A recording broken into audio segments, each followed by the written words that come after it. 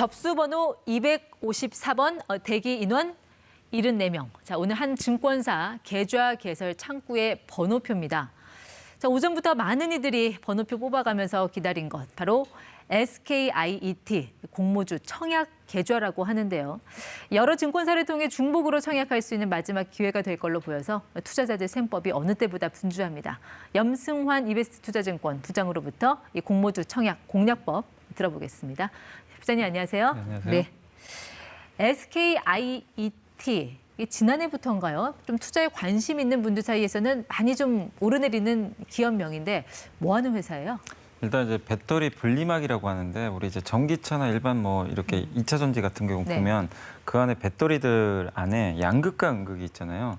근데 사실은 양극과 음극이 서로 만나게 되면 폭발 사고가 발생합니다. 네. 그렇기 때문에 그걸 중간에서 막아줘야 돼요. 네. 이 분리막이라고 하는데 그래서 양극과 음극을 분리해주는 그런 네. 막이라고 해가지고 분리막인데 이 기업이 경쟁력이 되게 높습니다. 지금 뭐 습식 분리막 같은 경우는 세계 1위 점유율을 달릴 정도로 네. 경쟁력이 뛰어난데 이 전기차 시장이 어쨌든 지금 굉장히 고성장을 하고 있잖아요. 네. 그러다 보니까 분리막에 대한 이제 그 수요가 많이 늘어나면서 네. 굉장히 지금 이번에도 좀 기대감이 높아지는 그런 기업이라고 좀 알려져 있어서 네. 지금 많은 분들이 좀 관심을 갖고 계신 것 그럼 같습니다. 전기차, 2차 전지에 대한 시장에 관심이 높은 상황에서 또 이 회사가 주식에 상장을 한다고 네. 하니까 투자자들 관심이 집중된 것 같고요. 내일부터 공모주 청약에 들어간다고 하는데 문의 많이 들어오나요? 분위기 어때요? 뭐 정말 너무 뜨겁습니다. 이게 진짜 우리 그 콘서트 티켓 미리 좀 확보하기 위해서 밤에 줄 네. 서잖아요. 그런 거랑 비슷하게 계좌 개설을 이제 공모주 청약 전날까지 해야 되거든요. 네. 해야 되다 보니까 그 계좌 개설을 못 할 수도 있다라는 불안감, 내가 늦게 가면 네. 그래서 지점 앞에서 새벽 1시 반부터 줄을 서시는 분들도 계실 정도로 네. 정말 이번에 무조건 공모주 청약을 하겠다는 분들의 의지가 좀 느껴질 정도로 좀 네. 굉장한 지금 관심을 갖고 있는 것 같습니다. 일단 공모가는 업체의 그 희망 공모가 최상단인 10만 5천 원으로 확정이 됐고요. 이제 투자자들 관심은 과연 여기서 내가 몇 주를 받을 수 있을 것이냐 그 부분이잖아요. 네. 그러니까 일단 지금 SK 바이오사이언스 같은 경우도 이제 공모주 청약을 했을 때 최대 그러니까 5주에서 보통 11주까지 받으신 분들이 좀 많다고 하더라고요. 네. 이번에는 아마 경쟁이 더 치열하면 더 적을 수도 있을 것 같은데 최소한 한 주라도 받으면 네. 어쨌든 이제 흔히 말하는 이제 상한가를 가게 됐을 때 수익이 최소 10만 원 이상은 날 수가 있기 때문에 네. 그런 것들을 좀 노리시고 어떻게든 한 주라도 받아보기 위해서 이번에 많은 분들이 어쨌든 5개 증권사에 네. 중복으로 다 아마 청약하지 않을까 이렇게 좀 예상을 하고 있습니다. 그 공모주를 받는 방식이 두 가지잖아요. 네네. 균등 배분 방식 그리고 비례 배분 방식. 네. 이 차이점은 어떤 거예요? 그러니까 비례 배분은 예전에 이제 SK 바이오사이언스 전에는 이제 내가 돈을 많이 넣으면 뭐 네. 1억을 넣으면 한두 주 정도 받는 10억을 넣으면 뭐 10주, 20주 이렇게 받는 네. 그런 규모인데 그래서 돈을 많이 넣을수록 많이 받는 네. 거죠. 그러니까 약간은 어떻게 보면 불공평할 수도 있어요, 사실은. 돈이 적으신 분들 못 받으니까. 근데 균등 배분은 돈과 상관없이 내가 최소 10주 단위로 하거든요. 네. 10주 정도 이제 어떻게 보면 이제 신청을 하면 최소한 한 주라도 내가 받을 수가 있는 거죠. 그래서 돈과 상관없이 좀 균등하게 내가 네. 배분을 받을 수가 있기 때문에 그래서 많은 분들이 지금 이제 공모주 청약 시장에 네. 더 뛰어드는 지금 그런 흐름인 것 같습니다. 어쨌든 일반적인 개인 투자자들 입장에서는 비례 배분 방식은 약간 그들만의 리그일 것 네. 같고 이런 균등 배분 방식을 택해야 될 것 같은데 네. 한 주라도 좀 더 받기 위해서는 좀 어떤 전략으로 접근을 해야 될까요? 그러니까 이게 그 증권사가 그 청약할 수 있는 데가 하나가 아니라 네. 5군데잖아요. 잠깐 볼까요? 네. 5군데요. 증권사 네. 어딘지 좀 보고 가겠습니다. 네. 네. 이렇게 이제 미래에셋, 한국투자, 뭐 SK, 삼성, NH가 이렇게 나와 있는데 네. 배정 물량은 다 달라요. 달라요. 예, 서로 네. 좀 주관사가 미래에셋하고 한투다 보니까 좀 더 많은 편이긴 한데 네.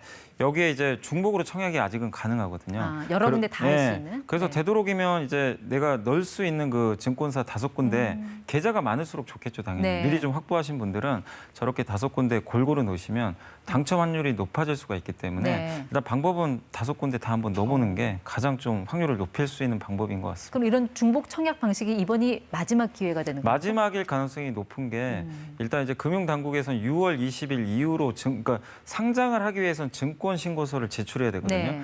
근데 6월 20일 이후로 제출하는 기업에 대해서는 중복 청약을 금지시켜 버립니다. 네. 그러니까 6월 20일 이전에 제출하는 기업까지는 가능한데 지금 대여급들이 좀 남아 있는데 네. 아마 이번에 SKIET가 그 전에 신청하는 마지막 기업이 될 거라는 예상이 나오고 있어서 이번이 좀 중복 청약 마지막이 되지 않을까 이렇게 예상들을 하고 있는 것 같아요.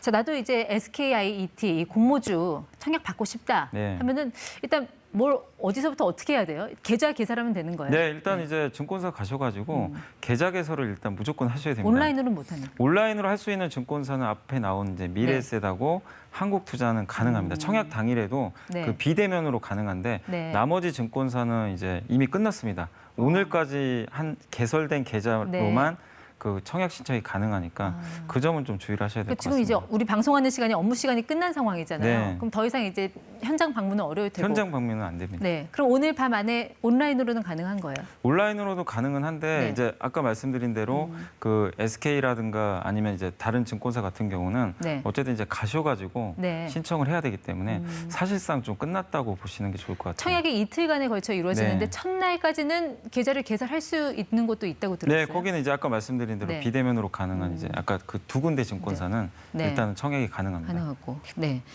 이 SKIET 그 전에 흥행을 했던 SK 네. 바이오사이언스의 기록을 뛰어넘을 수 있을까? 지금 여기에 대해서 투자자들 관심이 많거든요. 네. 과연 증거금은 얼마가 몰릴지 어떻게 예상하세요? 아마 역대 최고가 될 것 같고 아까 네. 말씀드린 대로 중복 청약 거의 마지막이라는 이제 인식들이 있다 보니까 네. 이제 안 하려고 하셨던 분들까지 이번에 한번 해보자라는 인식이 있고 거기다가 SK 바이오사이언스를 투자하셨던 분들이 어제 결과가 되게 좋았거든요. 공모주 네. 청약하고 나서 주가가 130% 바로 첫날 올라갔기 때문에 네. 한 주만 받으셨던 분들도 굉장히 뭐 10만 원 이상의 어쨌든 고수익을 올렸기 때문에 한 주만 네. 받았어도 그래서 많은 분들이 이번에 한번 좀 청약을 했을 때 네. 나도 좀 수익이 내지 않을까. 그러니까 공모주 학습 효과라고 하잖아요. 네. 그래서 나도 충분히 어떻게 보면 좀 수익을 좀 손쉽게 얻을 수 있다라는 그런 이제 학습 효과가 있다 보니까 이번에 아마 굉장히 많은 분들이 공모주 청약에 아마 참여하지 않을까 이렇게 예상을 하고 있습니다.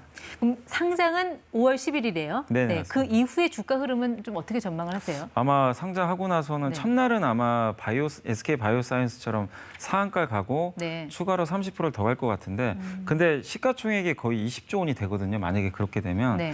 그러면 굉장히 좀 고평가 논란에 휩싸일 수가 있어요. 그렇기 때문에 상장 첫날은 좋겠지만 그 네. 이후에는 다시 주가가 조금씩 흘러내리는 흐름이 나올 것 같은데 그래도 공모가보다는 굉장히 높은 위치를 차지할 것으로 봅니다. 네.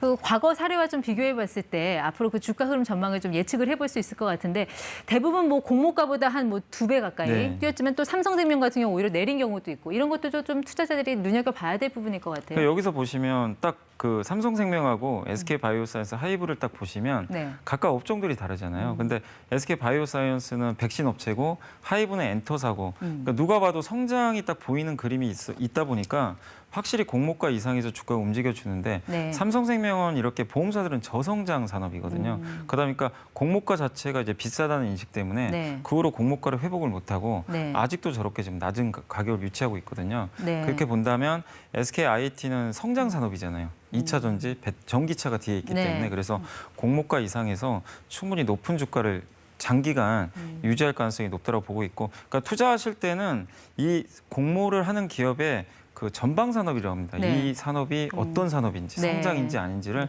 좀 체크하시고 투자하시는 게 좋을 것 같습니다. 근데 SKIT 그 기업 전망을 너무 긍정적으로 보신 거 아니세요? 뭐 중국과의 경쟁도 있고 또 뭐 전고체 배터리 이야기도 나오잖아요. 네, 좀 그러니까- 기업이 안고 있는 좀 리스크도 짚고 가야 되지 않을까요? 네, 일단은 비싼 건 맞아요. 고평가 논란에서 자유로울 수는 없는 거고 그다음에 전고체 배터리는 네. 고체로 돼 있기 때문에 이제 그 분리막이 필요 없죠. 분리막 자체가 아예 필요가 없거든요. 그러면 이제 회사가 존폐 위험에 빠질 수도 있는데 네. 다만 이 전고체 배터리는 아직 상용화가 되려면 2030년은 돼야 된다는 얘기들이 많이 나오니까 네. 아직은 너무 멀고 중국 업체들이 뛰어들고는 있지만 네. 그러나 시장이 지금 너무나 커지거든요. 전기차 시장이. 그래서 아직까지 몇 년 정도는 네. 너무 걱정할 필요는 없는 것 같습니다. 네, 뭐 당장 뭐 몇 년간 뭐 대중화되지는 않겠지만 네. 그래도 잠재된 리스크로 투자자들이 어느 정도는 넣어두고 갈 필요는 있는 것 네, 같습니다.